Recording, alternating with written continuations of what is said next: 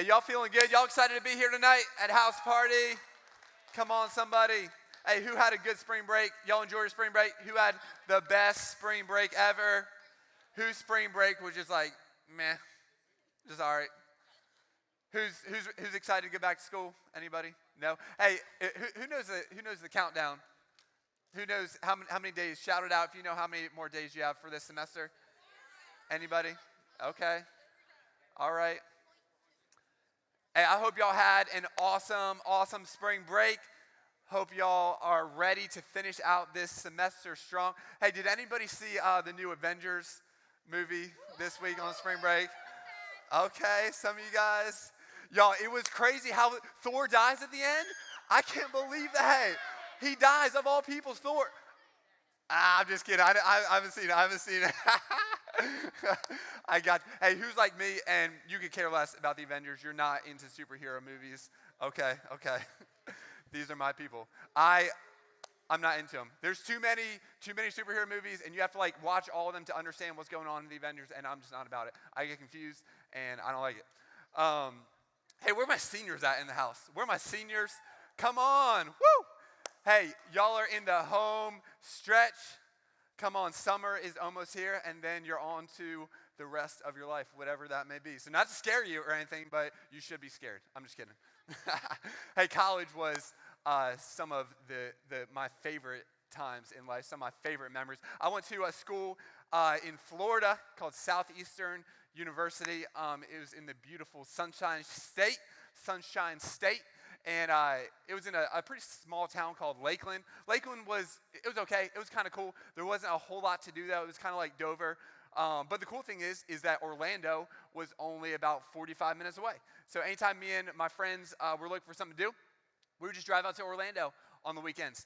And when you're a broke college student, there's not a whole lot of options that are opened up to you, but there's always the mall, right? Because the mall is free to walk around. So that's what we did. There was this mall in Orlando called the Mall of Millennia.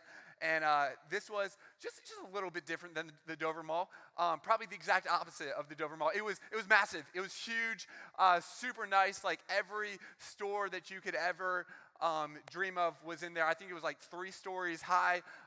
Really nice mall. So we would go there and walk around, just get lost. You need like a map in that place. But when you walk into the Mall of Millennia, as soon as you walk in, there's like this giant big open space, probably like almost the size of this room here. This big open kind of like lobby area where they would have events and different things like that every now and then.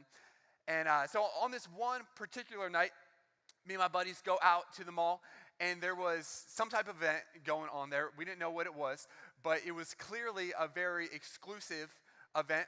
We knew this by a couple reasons.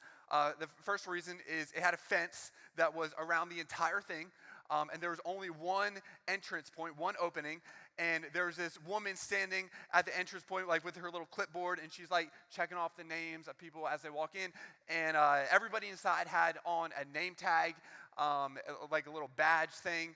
And also, there were security guards all over surrounding the fence, and also like on every story, kind of looking down into this event. They looked like Secret Service, like full suit and everything, security guards. So this was clearly a very exclusive event. It wasn't open up to any Joe Schmo college kid who wanted to walk in and grab some hors d'oeuvres. So also, the other thing that we noticed pretty quickly is that this was a very fancy, formal event because every person in there was dressed up.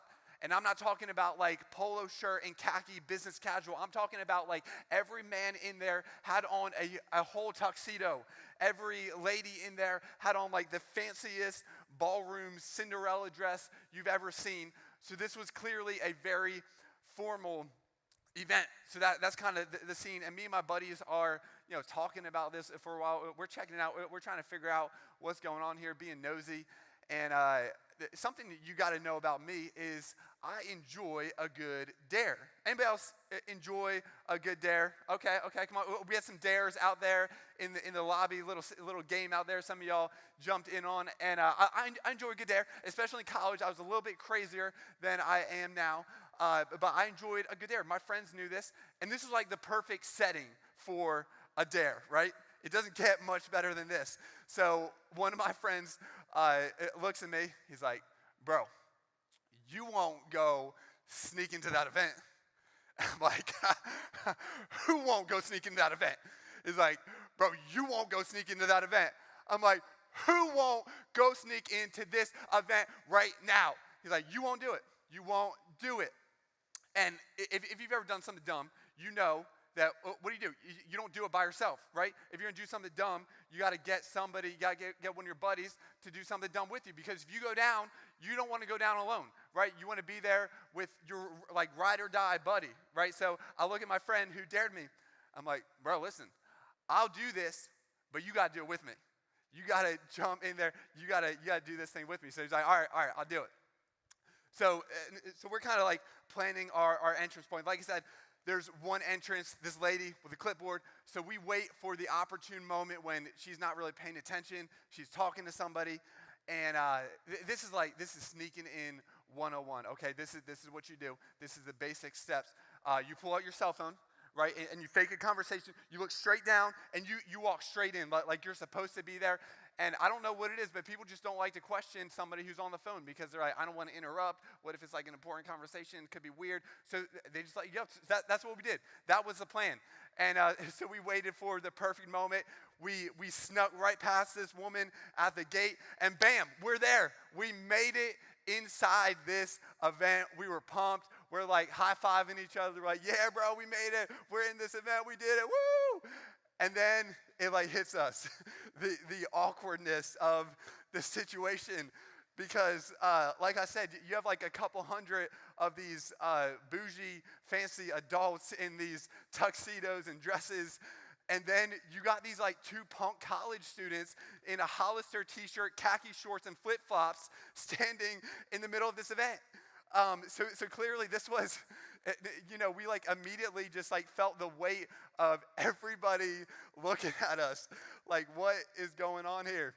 So we grabbed a couple finger sandwich hors d'oeuvres as they were coming by on the tray. We're like, listen, man, we gotta get out of here before things get real. We saw like the security guards up on the different levels, like talking into their sleeves, like something was going down, pointing at us. You're like, listen, we gotta bounce. We gotta get out of here. So we got out before things got too crazy. But I'll never forget how it felt in that moment.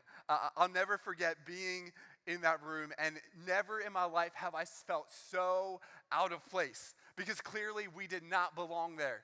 We did not belong in that place. I've never in my life felt so much judgment from every single person in the room looking at us. I've never felt the weight of this judgment more than I have in this moment.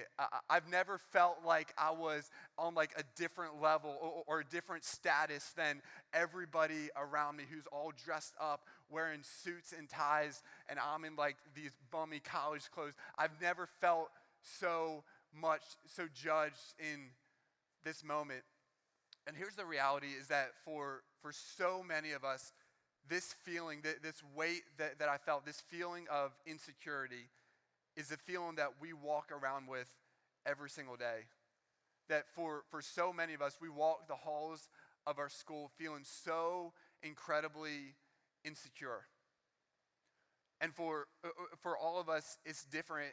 It could be a broad range of what it is that causes you to feel insecure. But what I want to let you know is that every single teenager struggles with insecurity at some level. And I would even go as far as saying every adult struggles with insecurity as well at some level. For some, it's a kind of an extreme level where it's like this crippling insecurities, where it almost paralyzes them, and it's this regular, reoccurring thing. And then for others, it's more of a hidden, behind-the-scenes insecurity, but secretly you struggle with anxiety and depression because of this. And nobody really knows about it because it's behind the scenes. But here's what I want to tell you tonight. I want to tell you two things. If you've ever felt this, if you've ever felt the weight of insecurity, or maybe this is something that you feel on a regular daily basis, I want to tell you two things. Number one, I want to tell you that you're not alone. That every single student struggles with the same thing. And the second thing I want to tell you is that nothing will hold you back more from becoming all that God has created you to be than insecurities. And Jesus wants nothing more than for you to be free from this. That for the weight of this insecurity to just come off of you, for you to be able to walk around with confidence, fully knowing who you are in Jesus, fully aware and walking in your identity that Jesus has given you. So the question is, what do we do with this? What do we do with the weight of this insecurity? Where do we go? Where's the hope? How do we fix this issue? What do we do with this insecurity? And I was doing a little bit of research on this, and I found the top 3 insecurities that teenagers struggle with today. So we're going to be talking about those 3 things, and we're going to be talking about this guy in the Bible named Gideon. And Gideon also struggled with these same 3 insecurities. So we're going to be talking about that tonight. But the first insecurity that we're going to be talking about is the insecurity of facing the unknown. Facing the unknown. And we're going to be in the book of Judges, chapter 6. But before we jump in there, I want to give you just a little bit of context on this so you know what's going on in this story. In this story, there's this war going on. And Gideon's hometown has been invaded by this enemy nation called the Midianites. The Midianites have invaded their homeland. And everybody knows that if you're in a situation like this, if your homeland had been invaded, then the heroic thing to do would be to step up and fight for the freedom of your people, right? We're so grateful for all the many men and women who daily put their lives on the line for our freedom. We understand that this is the heroic thing to do. So for Gideon, his homeland has been invaded, except we don't find him doing the heroic thing. We don't find him fighting for the freedom of his people. We find him doing the opposite. We find Gideon hiding in a hole in the ground. Let's jump into verse 11. It says, Gideon, son of Joash, was threshing wheat at the bottom of a winepress, hiding the grain from the Midianites. So a wine press would have been like a big hole in the ground, and he was working down there, hiding from the enemy. Verse 12. Listen to this. This is where it gets crazy. It says, the angel of the Lord appeared to him and said, mighty hero, the Lord is with you. Now, the first time I read this, I'm like, what? Like, did I read this wrong? Mighty hero. Like, is somebody else in this hole with Gideon? Mighty hero. Like Gideon, there's a lot of words I would use to describe him, like coward, like chicken. You know, there's so many words I would use. Mighty hero, that's not one of them. If I was Gideon and God started speaking to me as I'm being a coward, hiding from the enemy, and called me a mighty hero, I'd start looking around my shoulders like, is there somebody else here? God, you got the wrong one. Mighty hero, I don't think that's me. And then there's actually some translations of this verse that say, O mighty man of valor. O mighty man of valor. Now, the word valor means this. It means great courage in the face of danger, especially in battle. So now I'm like, there's no way that this describes Gideon. Gideon's the opposite of this. Great courage. He was displaying he's a great coward in the face of danger, especially in battle. Like, he's literally hiding when he should be fighting. Great courage in the face of danger. But here's what I love about our God. Here's what I love about our God is that our God, he sees us not as we are, but as we could be. Come on, our God, when our God looks at us, he doesn't see our problems, he sees our potential. Come on, that's good, y'all. When he looks at us, he doesn't see our problems, he sees our potential. And Gideon had some problems. Gideon had all kinds of problems. He was a coward. He was afraid. He had all kinds of insecurities. But come on, is anybody thankful that when God looks at us, he doesn't see our problems, he sees our potential? Is anybody grateful that that's the kind of God that we serve? Come on. Man, y'all need to wake up. Man, when I caught that revelation, man, it changed everything because God sees us not as we are, but he sees us for all that we could be. We keep reading in verse 13. Sir, Gideon replied, if the Lord is with us, why has all this happened to us? Where are all the miracles our ancestors told us about? Didn't they say the Lord brought us up out of Egypt? But now the Lord has abandoned us and handed us over to the Midianites. So basically, Gideon right here is like, God, what the heck is going on?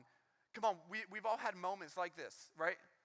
We've all had moments where, man, it seems like everything is just going downhill, and we're like, God, what's happening? What is going on? God, I thought things would be different. God, I've been following you. I've been going to church. I've been doing all the right things. Where are you in all of this? God, I thought my life would be different. I didn't think things would turn out this way. God, where are you? And this is exactly where Gideon is. He's questioning, God, where are you in all of this? But here's the amazing thing is that God heard his cry. And he heard the cry of his people. And in the same way, God hears us. When we cry out to him, when we're questioning, when we're even struggling with doubts and wrestling, and we're like, God, where are you? God hears us, and God cares about us, and he responds when we cry out to him. So we got to go back. We got to go back a few verses to understand. This is what it says. Listen, it says, when they cried out to the Lord because of Midian, the Lord sent a prophet to the Israelites. He heard them, and he responded. And this is what he said. This is what the Lord, the God of Israel, says. I brought you up out of slavery in Egypt. I rescued you from the Egyptians, from all who oppressed you, and I drove out your enemies and gave you their land. So essentially, God starts off this conversation with Gideon by reminding him of everything that he's done so far. And he says, Gideon, listen, I want you to think back. I want you to think back about everything that I've done for you, all the ways that I've been there for you and your people. And listen to me, Gideon, if I was with you then I'll be with you now. If I did it before, then I'm going to do it again. God starts reminding Gideon of everything that he did. Come on, and when we're struggling with insecurities, when it comes to facing the unknown, we got to look back. We got to look back and say, you know what? If God was with me then, he's going to be with me now. If he was for me then, he's going to be for me now. If God fought for me then, he's going to fight for me now. We got to look back and reflect on everything that God has done for us throughout our lives. Come on, I want to challenge some of y'all to start taking notes in your phone. Every time that God shows up, I want you to write it down. I want you to write it down. I want you to start taking notes. Every time that God is there for you. Every time that you think that you can't make it one more day, but then you made it another day, I want you to write it down. Because listen, here's what I want to tell you, is that the enemy is going to try to lie to us. The devil's going to try to lie to us and say, God doesn't care. God's not going to get you through this. He's not going to be with you. Come on, and one of the most powerful weapons that we have in the face of insecurity when it comes to facing the unknown is the power to reflect.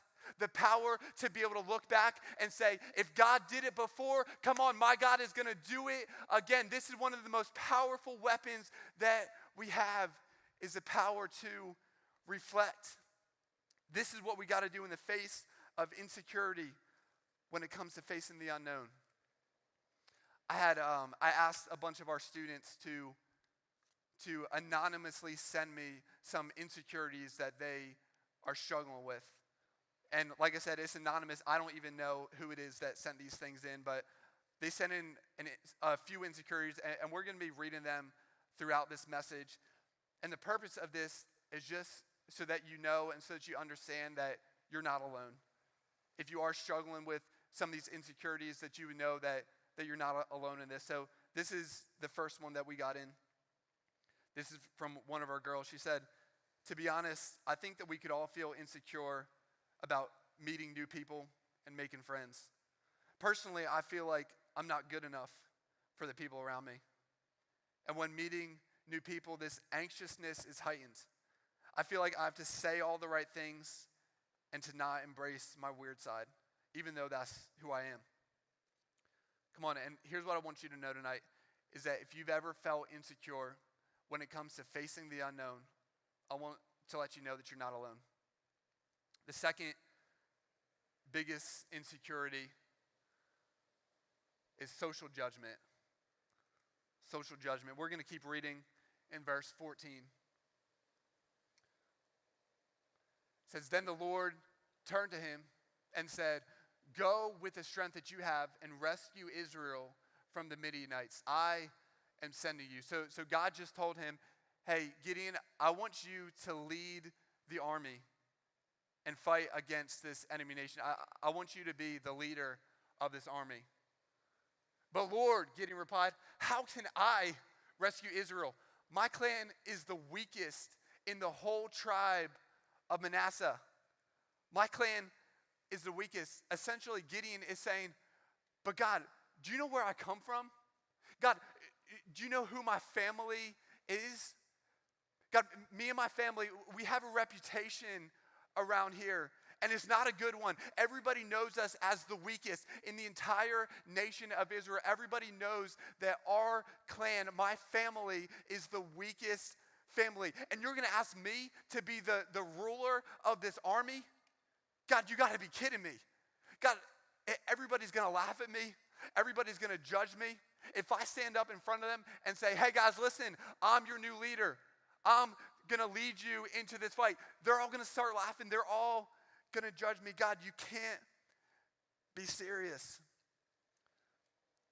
Y'all know anybody that it seems like they just got it all together? Like, it seems like everything is just perfect in their life. Maybe you follow them on Instagram, and maybe it seems like they got the perfect family or the perfect relationship, like they're like goals. Maybe they got like the perfect grades. They're getting into the best colleges. Maybe they're like that kid who's just like naturally talented at everything they do. Everybody knows that person. It seems like no matter what they do, what sport they play, they're just good at it. Like they've never played it in their life. "Oh, never done this," and they're just like an expert. I used to hate that kid in school. But everybody knows that person. It seems like they're just good at everything. And here's what I want to tell you, is that every single student has circumstances in their life that cause them to be insecure. Every single student has circumstances that they deal with where when they walk out in public, or when they walk out in school, they fear this social judgment because of these things. And no matter how put together their life seems to be, no matter how perfect these elements in their life seem to be, every single person struggles with this. Here's another quote from one of our students. She said, "To be honest, I'm way more critical with myself than I am with others. I tend to believe that people don't like me. I try my best not to judge others, and I think I do a decent job. However, everyone else does not think like I do, and they don't have the same morals of do not judge as I do.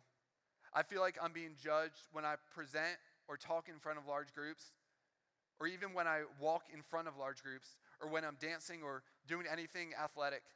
And a lot of it has to do with my anxiousness and my own lack of self-confidence."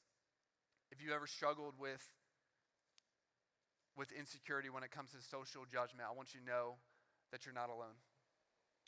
The last one is this. It's the insecurity from our self-image. Our self-image. We'll read verse 15. He said, "But Lord," Gideon replied, "how can I rescue Israel? My clan is the weakest in the whole tribe of Manasseh, and I am the least in my entire family." Gideon says, not only is my family the weakest in the whole nation, but I'm the least. In my entire family, I am the least. Y'all ever felt like that? You ever felt like the least? You start looking around at your friends, and you just felt like the least. like the least athletic, the least attractive, the least popular, the least funny, the least intelligent, the least fill in the blank. You ever felt like that? We have two more quotes I want to read from two of our students. And these are about the insecurity when it comes to self-image or body image.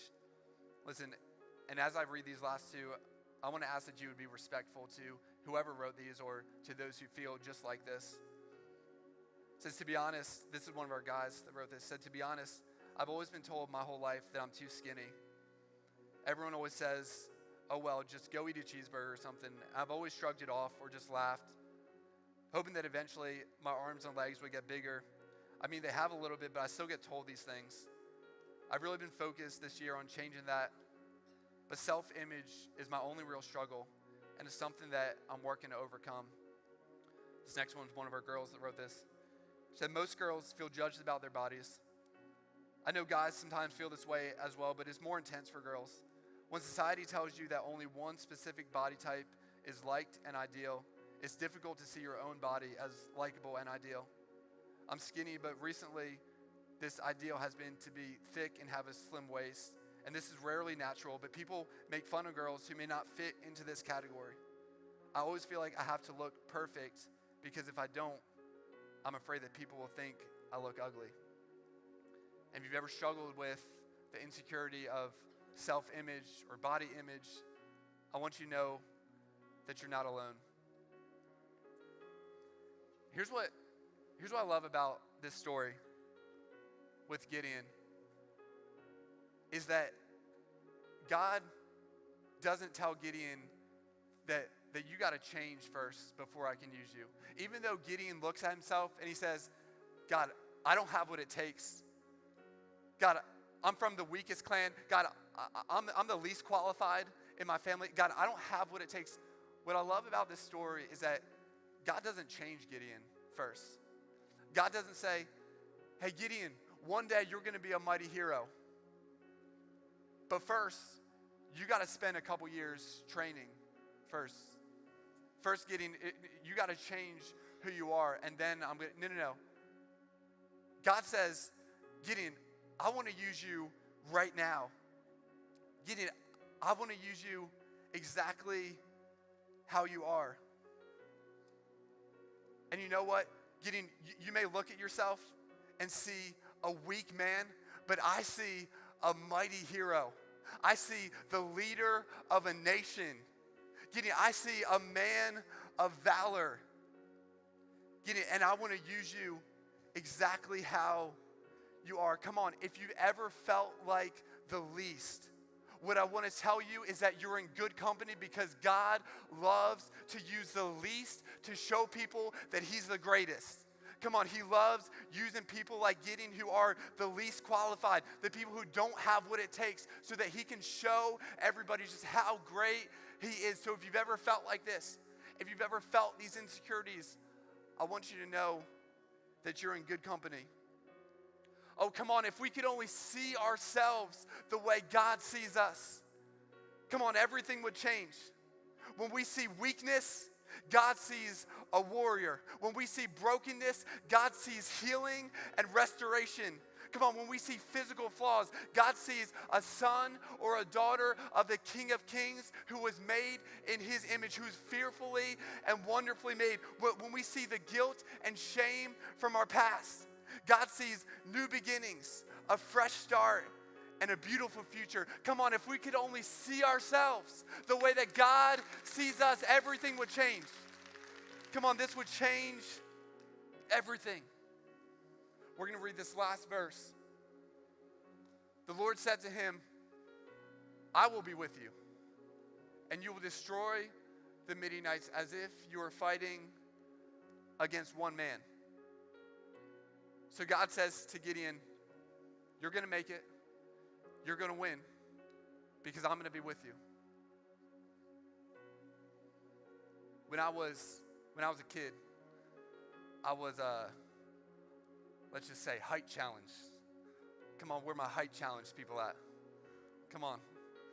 Hey, listen, I was the shortest person in my whole family in high school, but now I'm the tallest person in my family. Come on, so I just want to let you know that there is hope for you if you are height challenged.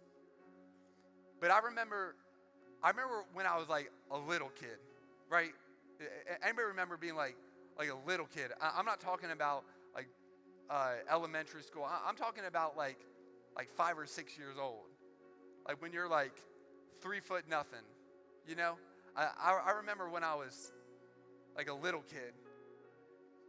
And I remember there were a lot of situations where it's really just kind of a bummer to be a little kid. There's some situations where, you know, it's just not to your advantage. For example, like when you're in a large crowd of adults, you're like 3 foot nothing. And you look around and all you see is like adult butts. you know what I'm talking, y'all remember that? And it's like, just like kind of a bummer.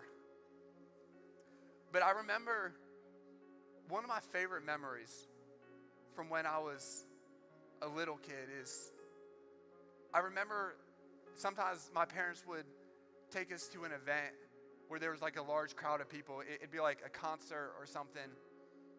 And I wanted so bad to see what was going on, to see above the crowd. And one of my favorite memories was when my dad would look down at me and he would pick me up and put me on his shoulders. And in that moment, I knew that nothing had changed about me. I knew that I was still a little kid, but everything had changed because I didn't feel like a little kid anymore. In that moment, my dad was with me. I was on his shoulders, and I didn't feel like a little kid. I felt like a giant. And I remember being able to look over every single person in the crowd, just towering over them, like the tallest person in the room, feeling like I could do anything because I was a giant. Come on, here's what I want to tell you tonight, is that God may not take away whatever that thing is that's causing you to be insecure. I want you to hear me tonight. But here's what he promises. He promises to be with you. Come on, when God is with you, when your heavenly Father is with you, when you're on his shoulders, you don't feel like a little kid anymore. You feel like a giant. And there's nothing that you can't do in that moment. Come on, tonight, I want to give you an opportunity to respond. Whatever it is that is causing you to be insecure, I want to give you a chance to acknowledge it just before you and God and to give it over to him. I want to give you an opportunity to invite God into these spaces in your life that maybe you try to hide down, maybe you try to bury it down. I want to give you a chance to invite God into these spaces. And here's what I'm not going to do. I'm not going to stand here and tell you that if you do this tonight, if you pray the right prayer, if you do the right thing, then you're never going to struggle with this insecurity again. I'm not going to say that because, listen, it's a journey. But what I want to tell you is that it starts here. It starts by acknowledging it. It starts by giving it over to God, by inviting God into these areas. So I want to challenge you to be so bold, to have that moment between you and God. So with every head bowed, every eye closed. As I was talking tonight and listing some of these insecurities, maybe one of those resonated with you. Maybe all of those did. And you're like, man, that's me. Man, I walk around with this weight of insecurities every day. I believe that Jesus wants you to walk free from that. So tonight, if you're like, man, I desperately want to be free from some insecurities in my life, just as a response between you and God, just an act of boldness, the first step, I want you to just throw your hands up. Come on, and if we're honest in here, every single person should have their hands up because every single one of us struggle with insecurities. Come on, that's awesome. You can put your hands down. You pray with me. God, I know that your desire, your hope for me is to walk free from insecurities, fully embracing who you say I am, fully embracing the identity that I have in you. So I pray that tonight that you would allow me to take that first step. I invite you into these spaces in my life, into the insecurities, into some of the dark spaces. I invite you in. And I ask that you would help me to embrace who you say I am and walk in that confidence, God. God, I pray that you would change everything about my life and that it would start right here and now. Every day I choose to trust in you. God, I pray for these students. I pray that you would release some insecurities, that you would allow them to walk in freedom, that you would change something today, that something would shift inside of them. Lord, and we pray all this in Jesus' name. Amen.